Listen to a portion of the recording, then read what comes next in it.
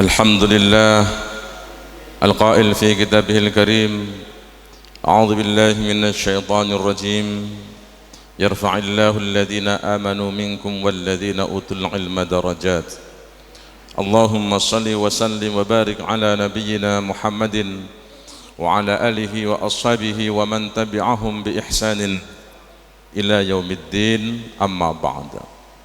Hadirin jamaah Masjid Darul Iman rahimakumullah, jamaah kajian Ahad pagi pimpinan cabang Muhammadiyah Pekalongan Timur yang dirahmati Allah. Alhamdulillah pagi hari ini saya bisa sowan ke hadapan panjenengan semuanya dalam keadaan sehat. Tadi malam hujan tetapi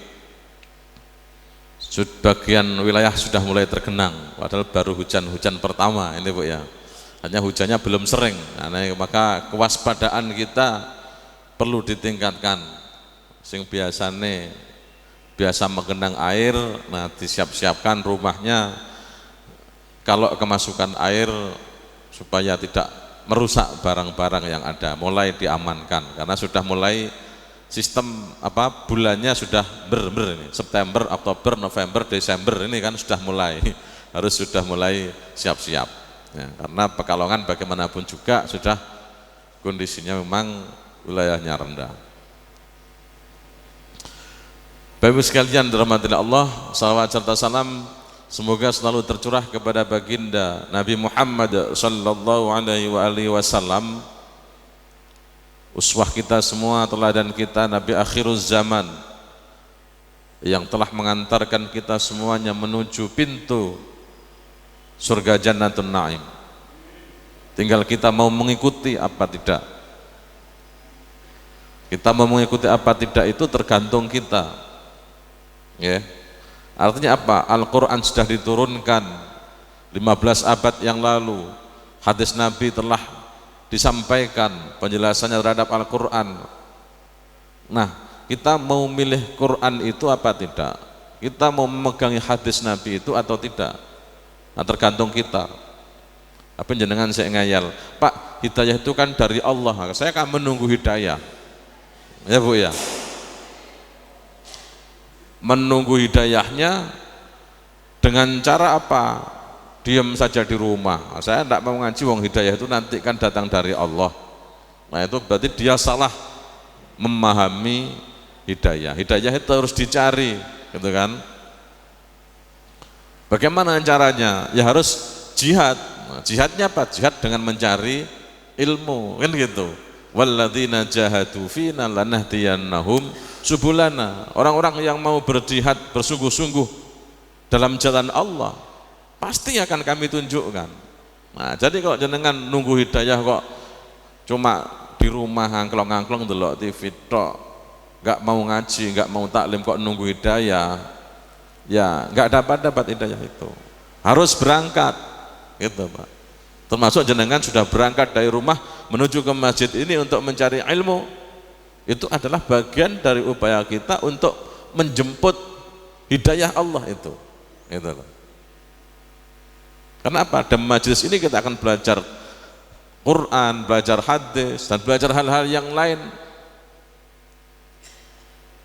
Yang dengan itu kita berharap semakin dimudahkan untuk menuju kepada hidayahnya Allah subhanahu wa ta'ala. Kenapa? Karena itu hadirin rahimakumullah, orang yang belajar itu, orang yang menuntut ilmu, mau menempuh perjalanan untuk mencari ilmu, itu dikatakan dalam hadis Nabi, man salaka tariqan yaltamisu fihi ilman sahhalallahu lahu tariqan ilal jannah. Barang siapa yang mau menempuh tariqan, jalan itu adalah untuk mencari ilmu, yaltamisu fihi ilman sahhalallahu lahu tariqan ilal jannah, Allah akan memudahkan jalan baginya menuju surga. Itulah Pak. Jadi kalau orang mau mencari ilmu, jangan menempuh dari Klamansari, dari Pajarsari, dari Wiradesa, bahkan mungkin ada yang dari Talun ke sini misalnya, perjalanannya jauh untuk mencari ilmu. Sahala, kan? Itu kalau dalam bahasa Arab itu ada man, ini namanya syarat. Nah, jawab syaratnya, barang siapa yang mau mencari ilmu maka kan gitu kan, Allah akan memudahkan jalan baginya menuju surga. Nah, semoga kedatangan kita sini adalah bagian dari nanti Allah akan memudahkan jalan kita menuju surga kan itu. Amin. Dan dalam syair juga dikatakan itu, orang itu kalau alim, orang yang alim dan orang itu wara itu menjauhi hal-hal yang makruh dihindari, yang syubhat dihindari. Itu orang satu alim, wara dia menghindari hal-hal yang makruh dia hindarkan, hal yang syubhat dia hindarkan. Satu saja itu bagi setan lebih berat daripada 1000 orang yang beribadah. Sing ora alim, ora wara. Ibadah tapi ini serakah kan misalnya begitu. Dia ibadah tidak dibekali dengan ilmu. Itu orang yang alim wahidan mutawarri'an asyaddu 'ala syaitani min alfi 'abidi. Itu lebih berat, satu orang saja lebih berat bagi setan daripada 1000 orang yang beribadah. Nah, kan jenengan jadilah di antara satu orang yang wara itu, fa inna faqihan wahidan mutawarri'an asyaddu 'ala syaitan min alfi 'abidi. Itu dalam kitab Ta'limul Muta'alim gitu, yang saya ajarkan di pondok MBS, diantaranya itu untuk menyemangati anak-anak supaya mau menjadi orang yang faqih, orang yang dalam ilmunya kan itu. Fa inna faqihan wahidan mutawarri'an asyaddu 'ala syaitan min alfi 'abidi. Karena itu jangan, tidak usah capek-capeknya untuk mencari ilmu, terus ya, sampai nanti Allah memanggil kita semuanya. Nah, hadirin rahimakumullah, pada kesempatan ini saya akan menyampaikan tentang bagaimana sih keadilan di dalam Al-Quran. Banyak orang yang menggugat, katanya hukum dalam Quran itu enggak adil. Aktivis-aktivis itu, masa laki-laki 2, perempuan banding 1 dalam waris, itu adil enggak itu kira-kira?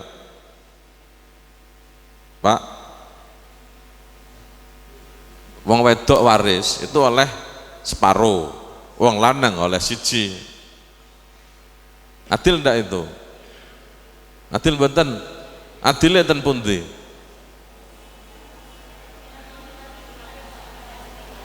Napa?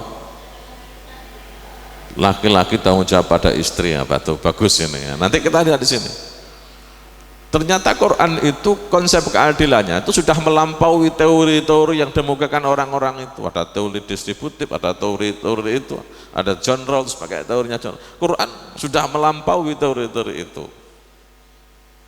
Nah, cuma orang nggak paham, nggak mau mempelajari Quran secara utuh. Maka pada kesempatan ini kita coba melirik sajalah, karena waktunya nggak cukup kalau panjang ya.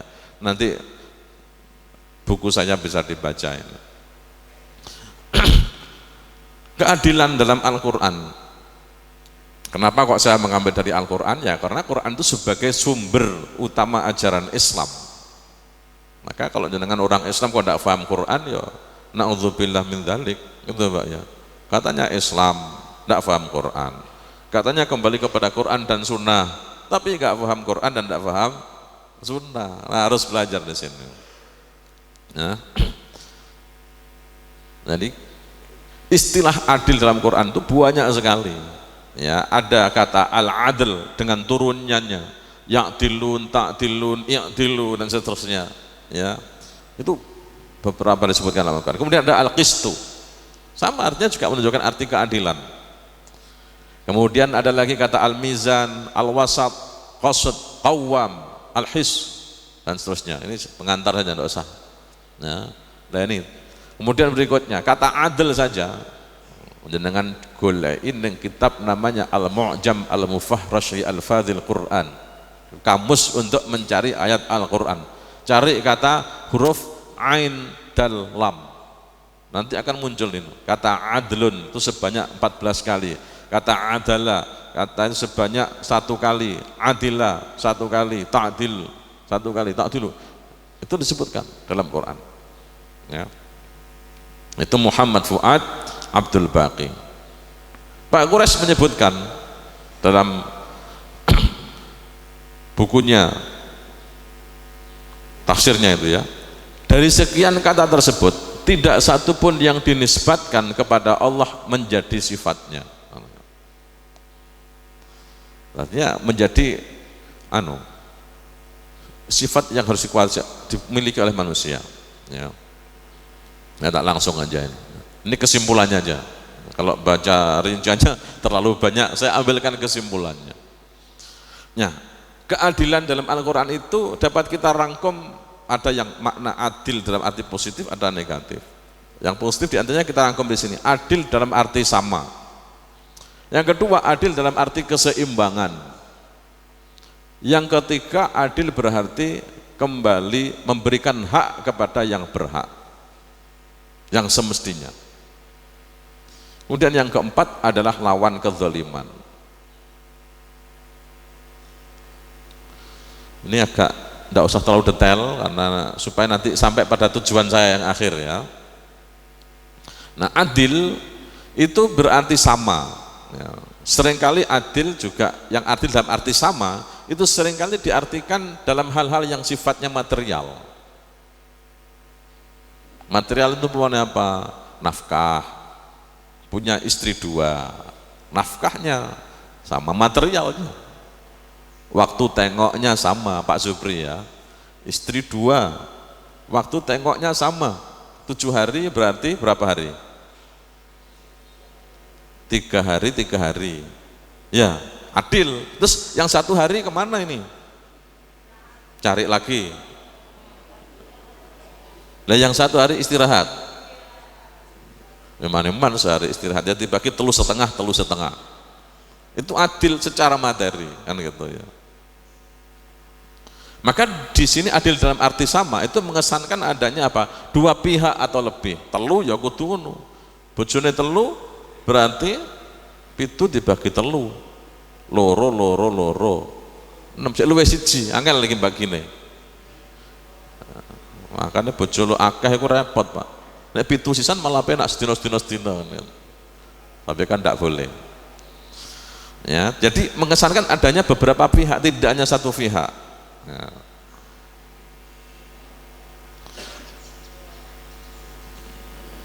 Saya langsung aja ini ya. Nah ini contohnya lah ya. Contohnya aja. Adil dalam arti sama itu contohnya apa? Adil dalam persoalan memberikan hukum keadilan, berperkara di pengadilan ya harus sama, memperlakukan orang itu harus sama, nggak boleh dibedakan. Nah iki pakai hukum ini pakai ini. Atau kalau yang melanggar itu pejabat, etok-etoknya gak ngerti, golek ikane aturan hukum, misalnya begitu. Tapi kalau yang kena itu orang kecil-kecil, terapkan maksimal. Nah itu berarti tidak ada keadilan di situ. Jadi ada kesamaan. Innallaha ya'murukum an tu'addul amanati ila ahliha. Ini penting bagi kata Bapak sekalian. Bapak yang nanti menjadi ketua RT, ketua RW dan sebagainya, Pak Lurah, Pak Camat, gitu kan? Bantuan itu ya harus adil memberikan, gitu kan? Digoleki betul, karena pemimpin itu harus adil, kan gitu. Nek ora adil, didongakno sing dizalimi bahaya itu. Karena doanya orang yang dizalimi itu tidak ditolak oleh Allah Subhanahu wa ta'ala. Maka aku adil. Saya bapak sing dadi ketua RT, ketua RW, Pak Abad, saya gak usah jadi RT aja ya, jangan begitu, nak mutung namanya itu ya. Ini harus adil ya, dalam penerapan hukum ya. Tapi nek wong niku gelem adil, ada pemimpin kok adil, niku sama juga tidak akan ditolak doanya oleh Allah Subhanahu wa ta'ala. Maka nek duwe bojo kok bojone 3 iso adil, wah iku dongane makbul. Ya Pak ya. Tapi nek duwe bojo 3 ora adil, hati-hati karo dongane bojo. Ngoten lho Pak.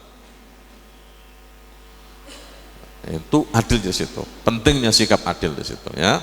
Kemudian yang berikutnya ini, Allah berfirman, a'udzubillahi minasyaitonirrajim. Bismillahirrahmanirrahim. Ya ayyuhalladzina amanu kunu qawwamina bil qisti syuhada'a lillahi walau ala anfusikum awil walidaini wal aqrabin iyakun ghaniyan aw faqiran fallahu awla bihima fala tattabi'ul hawa an ta'dilu wa in talwu aw tu'ridu fa innallaha kana bima ta'maluna khabira. Ya ayyuhalladzina, wahai orang-orang amanu yang beriman, kunu qawwamina bil qisti, jadilah kalian itu penegak keadilan yang menjadi saksi atas Allah Subhanahu wa taala. Walaupun keadilan itu akan menimpa pada dirimu sendiri, walaupun menimpa kepada kedua orang tua, kepada kerabatmu, ya, itu pesan Allah. Jadilah penegak keadilan. Tapi kadang-kadang kalau keadilan itu kena awake dhewe, kita misalnya kita yang melanggar, nah kita mencoba untuk mencari khilaf hukum, bagaimana supaya bebas, kan gitu. Makanya hakim itu nggak boleh mengadili keluarganya, nggak boleh. Nah, mengadili orang tuanya nggak boleh, cari hakim yang lain, kan gitu. Harus adil, Bapak Ibu sekalian. Umpamane dadi polisi, sing kecekel bojone dhewe. Pas operasi bojone gak nggawa SIM, gak nggawa, kira-kira bojone dhewe iki dicekel apa diculno, Pak? Halo? Kira-kira dicekel apa diculno? Kok nek kula tak cekel tak gawa mole, cekel. Jadi kalau secara hukum harus adil,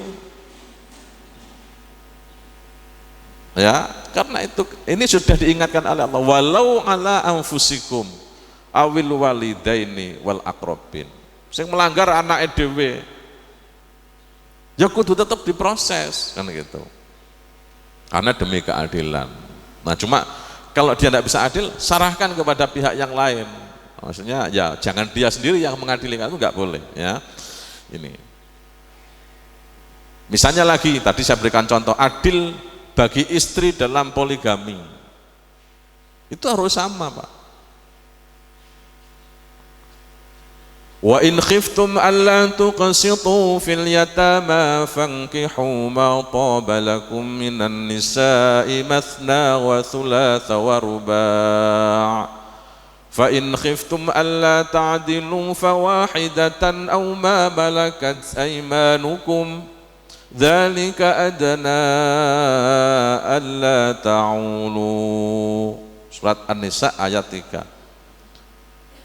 Wa in khiftum alla tuqsitu, jika kamu tidak akan dapat berlaku adil terhadap hak-hak perempuan yatim bila kamu mengawininya, maka kawinilah wanita-wanita yang kamu cintai, yang kamu senangi itu 2, 3 atau 4. Kemudian jika kamu tidak akan dapat berlaku, khawatir tidak akan dapat berlaku adil, maka kawinilah seorang saja atau budak-budak yang kamu miliki.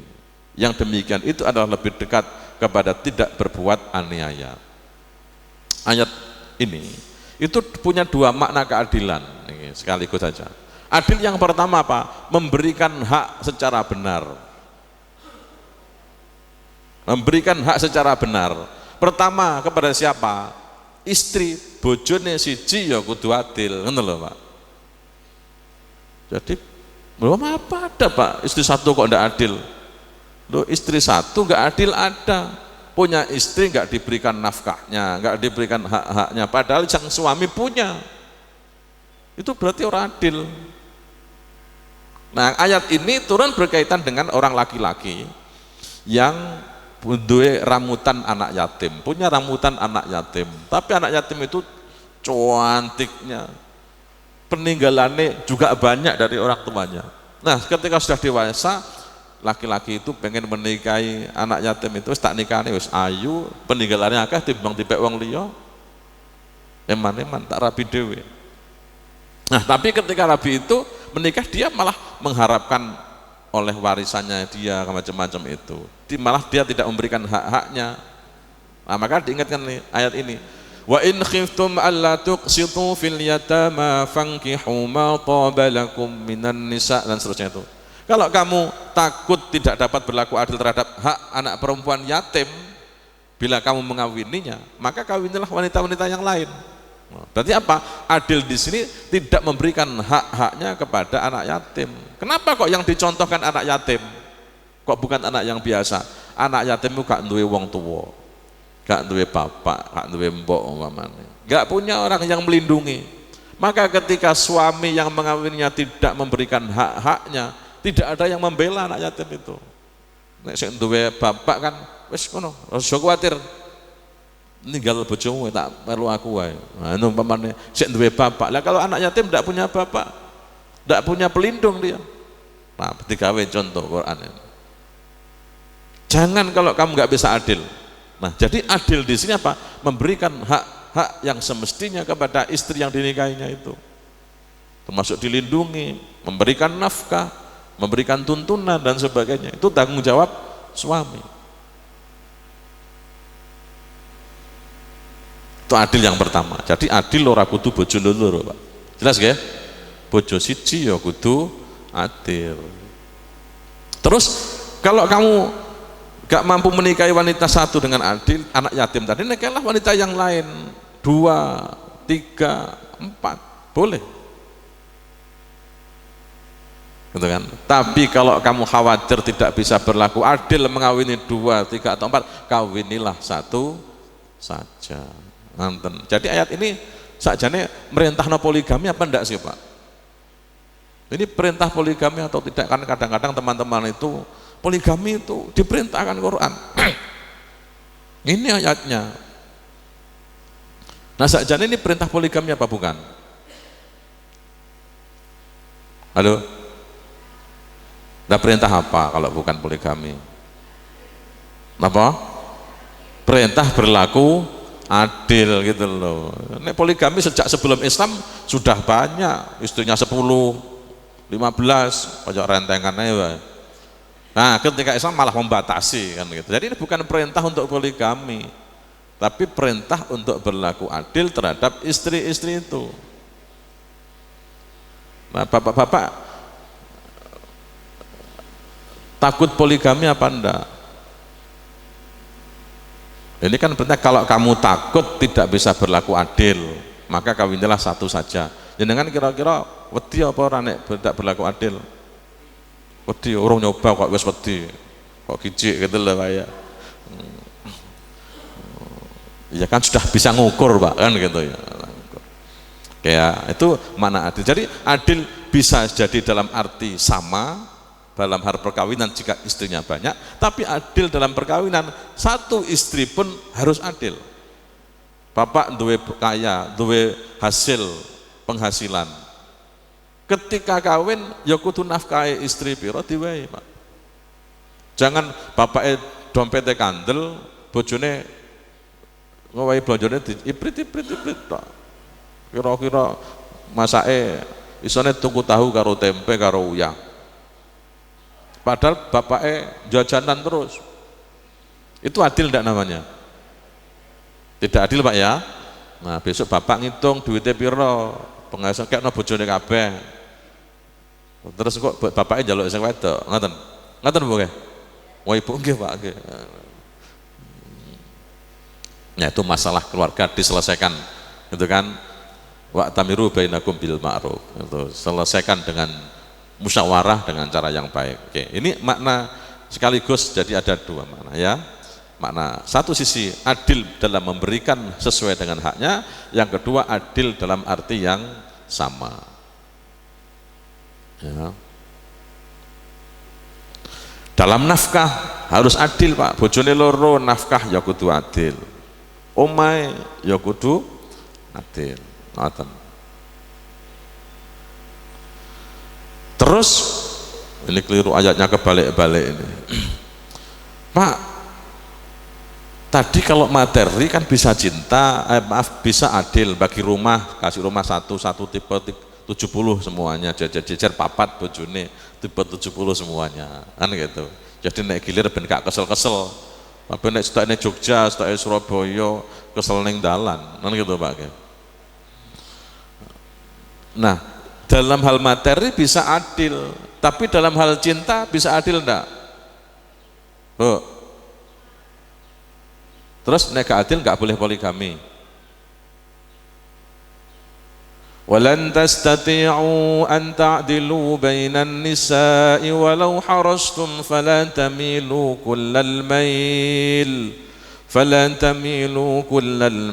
fatadruha kal mu'allaqah wa in tuslihu wa tattaqu fa innallaha kana ghafurar rahima. Dan jika kamu tidak akan dapat berlaku adil, lantas tati'u, selamanya gak akan bisa berlaku adil di antara istri-istrimu, walau kamu sangat ingin berbuat demikian. Nah, itu dalam hal cinta ini Pak. Dalam bondo sih bisa kasih rumah satu-satu, biaya hidupnya kasih sama, tapi dalam hal cinta, walan tastati'u an ta'dilu bainan nisa, kamu selamanya gak akan bisa berlaku adil. Karena itu janganlah kamu selalu cenderung kepada yang kamu cintai. Ojo kok sing diparani mbok enom terus sing tuwek gak tau diparani. Nah, jangan begitu, gak adil itu. Mungkin ada yang poligami, saya sampaikan ini. Atau yang punya keinginan poligami ben ngerti abote wong poligami gitu loh. Ya. Jangan sampai begitu. Atau istri yang lama gak pernah dikunjungi sama sekali sampai gak jelas statusnya. Ya Bu ya. Iki sakjane sik duwe bojo apa ora gak jelas. Status tidak jelas. Karena status menikah kan jelas. Status jare duwe bojo kok gak tau diparani, gak duwe bojo kok isih duwe, gak oleh kawin meneh, angel ini. Ya Bu ya. Nah ini harus jelas status apa. Kalau sudah begitu bagaimana? Janganlah kamu cenderung kepada salah satunya sehingga kamu biarkan yang lain terkatung-katung. Gitu. Nggak boleh membiarkan terkatung-katung. Ini poligami itu berat ya. Karena itu, nah dalam hal cinta karena begitu beratnya itu kan, maka seorang suami berkewajiban untuk berlaku adil kepada istri. Tetapi ayat ini menegaskan bahwa seseorang tidak akan mampu berlaku adil sama persis dalam hal cinta dan kecenderungan hati. Ini dalam tafsir Al-Maraghi juga tafsirnya Ibnu Mandzur. Karena itu dalam ayat ini Allah mengangkat beban kewajiban itu bagi suami. Dalam hal cinta tidak dituntut, gitu loh Pak. Jadi rasa khawatir jenengan. Tapi yang penting kudu adil bau bagine waktune. Ya. Namun demikian Allah menegaskan bahwa kecenderungan cinta kepada salah seorang istri itu janganlah mengakibatkan istri yang lain terkatung-katung. Wes, nek wis kedarung poligami mulai saiki kudu sing adil. Nggih Pak nggih? Halo. Bapak-bapak. Ya, bolehlah bercita-cita. Tapi lihatlah ini gitu kan. Lihatlah ini. Tapi nek sing wis keweden dhisik namanya licik kan gitu. Padha bae kula niki licik. Tapi semoga kelicikan itu, ketakutan itu tidak mengakibatkan apa? Iman kita kepada Allah berkurang. Loh kok gitu Pak? Kenapa? Karena kalau orang itu mau poligami takut kepada istri, berarti dia tidak takut kepada Allah, takutnya kepada istri. Ya Pak ya? Iya, takutnya kepada siapa itu takutnya itu? Nek takutnya kepada istri kan bukan kepada Allah kan bahaya itu. Nah kan gitu ya. Jadi tidak poligami kenapa? No, karena saya ingin membahagiakan istri saya kan begitu. Jadi niatnya baik. Tapi kalau nikah poligami apalagi umpet-umpetan, nah itu berarti takwanya tidak kepada Allah, itu takwanya kepada istri, itu takutnya kepada istri. Ini yang ditoto atine gitu ya. Sing wis kedarung, nah sekarang dipenuhi hak-hak istri itu dengan cara yang baik. Istighfar kepada Allah, minta ampun kepada istri yang tua, kan begitu. Minta maaf. Nek wis kedarung kan begitu. Nek turung ya dipikir-pikir dulu. Ya Pak Pri ya. Yang berikutnya, adil dalam arti seimbang. Imbang itu tidak mengharuskan ada kesamaan. Omah wau kan kudu podo, gitu. Tidak harus sama. Namun yang terpenting adalah terjadi keseimbangan, meskipun kadarnya berbeda. Nah, contohnya piye Pak? Ini tentang berburu di tanah haram. Kita berburu di tanah haram, nggak boleh itu. Ya, kalau sudah begitu piye? Nah, suruh mengganti dengan bayar denda, hadiu dan sebagainya itu, atau kafarah, memberi makan bagi miskin. Nah, itu kan bukan terus wis mati kon ganti lagi kan angel. Nah, diganti dengan kafarah dan sebagainya, tapi yang keseimbangan, ya. Contoh yang lain tentang waris ini yang saya contohkan. Jadi waris itu kenapa kok di situ ada jatah laki-laki 2:1 banding perempuan? Kenapa suami itu nek meninggal istrinya dia dapat, nggak punya anak dia dapat dia dapat setengah misalnya, tapi kalau istri nggak punya anak dengan suami itu, suaminya meninggal dia dapat 1/4, nanti kalau punya anak dia dapat 1/8, ya kan?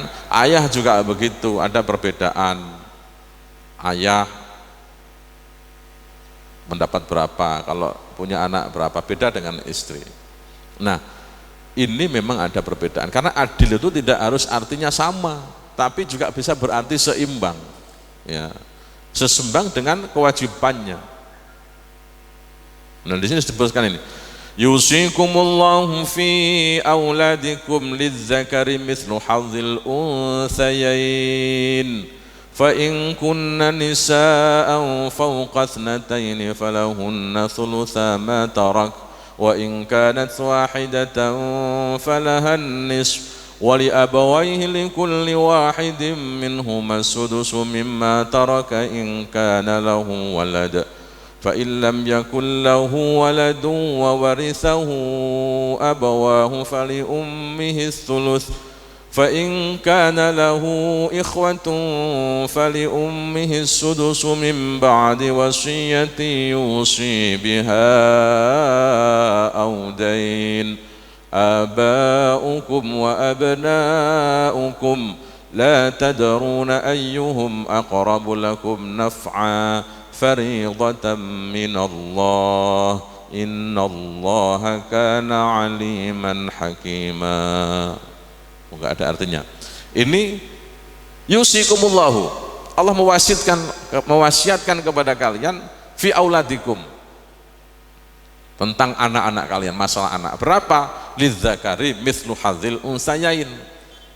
Anak lanang dibanding anak wedok itu, lanang siji dibanding wedok loro. Fa in kunna nisaan fawqa ithnataini, kalau cuma punya 2 anak perempuan, enggak punya anak laki-laki, falahunna thulutsa ma tarak, bagi 2 anak perempuan itu thulutsa 2/3. Wa in kanat wahidatan, kalau cuma satu saja, falahan nisf, separuh, dan seterusnya. Loh, ini menunjukkan apa? Nek lanang siji asobah sisa, itu kan? Kalau anaknya laki-laki 1, perempuan 2, maka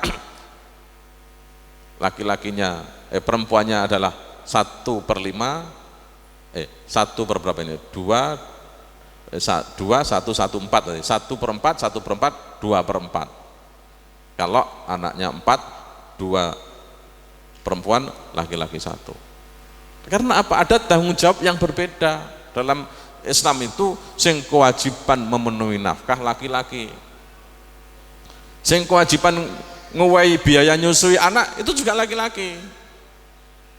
Maka Bapak Ibu sekalian, nek umpamane wis pegatan duwe anak cilik sik disusoni, bapak-bapak tetap kudu wajib memberikan nafkah. Nek perlu ibuke ya kudu digaji bojone itu yang sudah diceraikan itu. Itu dalam surat At-Thalaq itu. Askinuhunna min haitsu sakantum min wajdikum wa la tudarruhunna litudayyiqu alaihin, itu kan?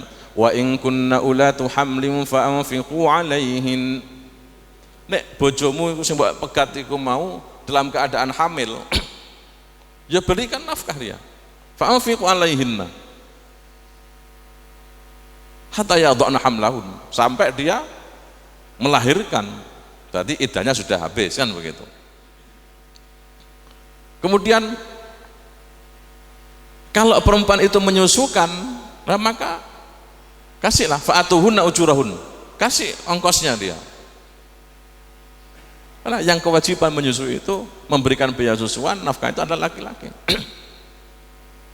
Sampai sing wedok gak gelem, wa in ta'asartum fasaturdi'u lahu ukhra, suruh mencari wanita yang lain kon nyusoni anaknya dibayari.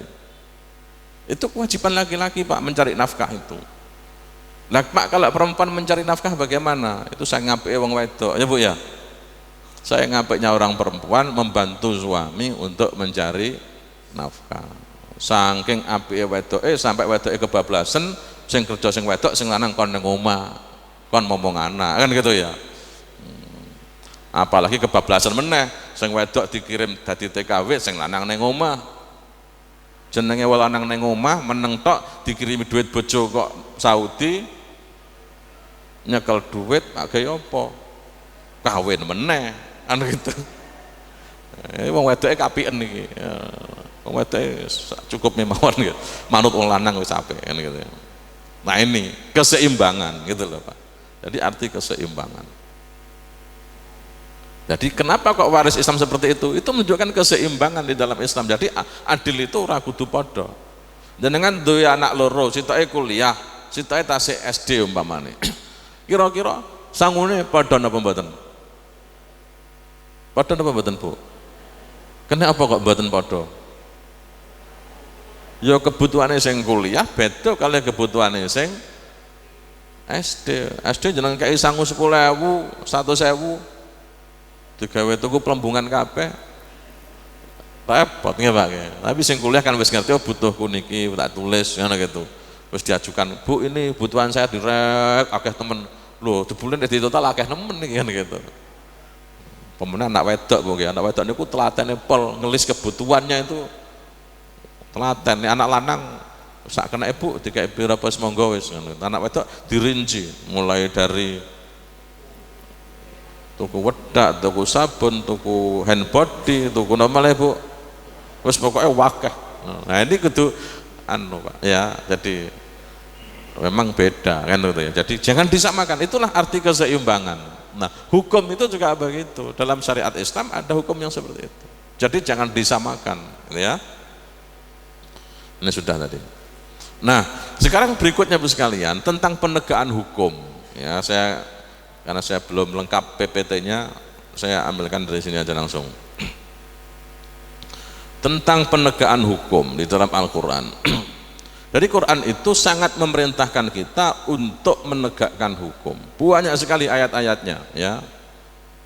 Yang tadi kunu qawwamina lillahi syuhada'a bil qisti, itu perintah. Jadi perintah Al-Quran itu luar biasa. Karena itu Quran itu meletakkan orang-orang yang berlaku adil itu luar biasa. Ada keutamaan bagi orang yang bisa berlaku adil. Pertama apa? Sikap adil itu lebih dekat kepada takwa. Lebih dekat kepada takwa. Wala yajrimannakum syana'anu qaumin 'ala alla ta'dilu. I'dilu huwa aqrabu littaqwa. Dan janganlah kebencianmu kepada suatu kaum itu mendorong kamu untuk berlaku tidak adil. Kebencian kepada orang itu kan kadang-kadang dari saking jengkel wis kuapok cara jenengan dadi pengambil keputusan tak putusan sing abot-abote kan saking jengkel enggak boleh seperti itu ya. Kemudian i'dilu wa aqrabul taqwa, berlaku adillah karena adil itu lebih dekat kepada takwa.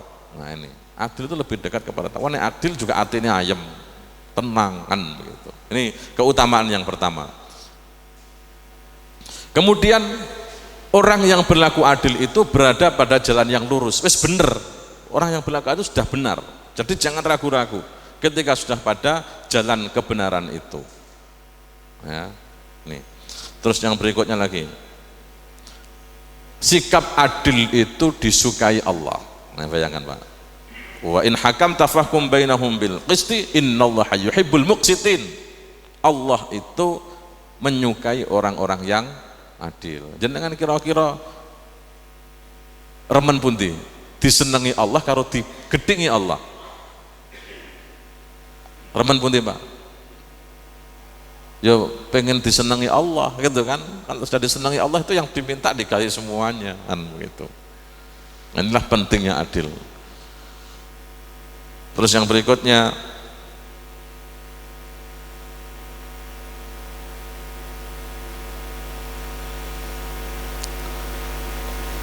orang berlaku adil itu nggak dari sini, itu doanya tidak ditolak oleh Allah Subhanahu wa ta'ala. Ada salah satu la turadu da'watuhum. Ada 3 orang yang doanya tidak ditolak oleh Allah Subhanahu wa ta'ala. Siapa? Pertama adalah al-imam al-adil, pemimpin yang adil. Jadi jangan jadi RT, jadi RW kudu sing adil, Pak. Jangan karena kono sing milih aku tak kai bantuan akeh, kono gak tau milih aku ora tak kai bantuan. Itu hati-hati, nggih. Panjenengan jadi wali kota, jadi apa? Sing hati-hati. Jangan sampai berlaku tidak adil. Pemimpin yang adil doanya tidak akan ditolak oleh Allah. Yang kedua, dakwatul mazlum, doanya orang yang dizalimi. Tahu bojone gak tahu diparani, gak tahu dikai nafkah. Nek ndonga nang ngone Allah, minta kepada Allah supaya sing lanang sampai didongakno sing elek iki hati-hati. Nggih, Pak nggih? Hati-hati. Mungkin dia gak wani protes nang ngone jenengan. Gak wani protes saking sopane bojone jenengan, tapi ning atine dhek ngenes ndongakno sing elek.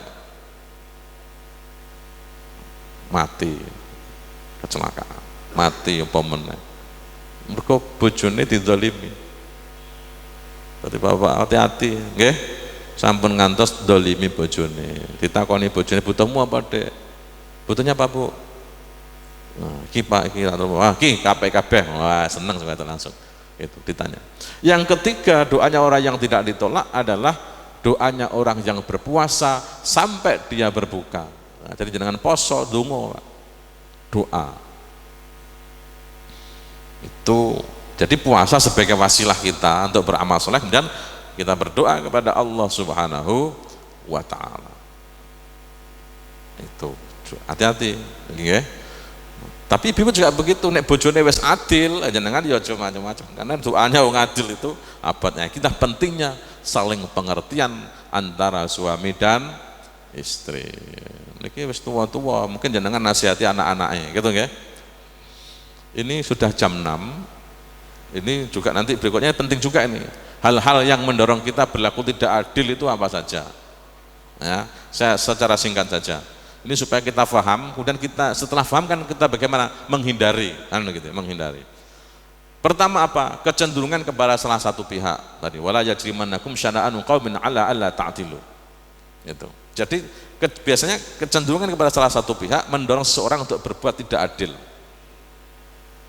Ini lebih disenangi, ini enggak adil ya baginya nanti. Ini pendukungku, ini orang, ini tak bantu, ini enggak. Nah, itu yang harus ada ya. Kemudian yang kedua, mengikuti hawa nafsu oleh suap macam-macam. Nah, itu kan hawa nafsu nih, dia pengen dikai iki, nanti kau nek menang tak kai tambah lagi. Akhirnya dia tidak, ketika mengambil keputusan tidak adil. Itu namanya hawa nafsu. Sekarang kan kelihatan sekali mana yang kasusnya berat, hukumannya kok mek petang tahun, kan gitu. Yang kasusnya ringan hukumannya berat, dan itu kan kelihatan mana di situ yang ada cermin ketidakadilan di situ, ya. Kemudian kebencian. Kalau tadi kesenangan kepada seseorang, sekarang kebencian. Ya. Kebencian. Sang jengkel kepada seorang, ambil keputusan dia tidak adil. Ini ada semuanya di dalam Al-Qur'an, ya. Wala yajrimannakum syan'anu qaumin 'ala alla ta'dilu tadi itu, ya. Kemudian yang berikutnya adalah adanya hubungan kekerabatan. Itu kan walau 'ala anfusikum awil walidaini wal aqrabin. Jadi hukum kekerabatan itu juga kadang-kadang mengakibatkan tidak adil. Tadi nek anake dhewe bebas, tapi anake wong liya hukum, bojo bebas, ponakan dhewe bebas, orang lain hukum. Wah itu kan ada kekerabatan, ya. Jadi kudu adil ini, ya. Kemudian yang berikutnya, kesukaan yang berlebihan kepada harta ini. Jadi hakime atau orang yang memberi keputusan itu sang senengnya kepada bondo, kedunyan kabeh. Sehingga apa? Segala begitu motor duwitan, motor kedunyan, akhirnya keputusan hukum dia kepengaruh semuanya, dikasih kirimi mana nomor rekeningnya kan saya transfer kan gitu, konangan tapi kalau gitu, makanya nggak mau transfer mereka, ya Pak ya, nek transfer konangan, nanti ketemu langsung aja, tapi ketemu langsung ternyata kena tangkap langsung kan gitu ya, memang repot gitu. Tapi kan nggak kalah pinternya, nah ya maling itu nggak kalah pinternya.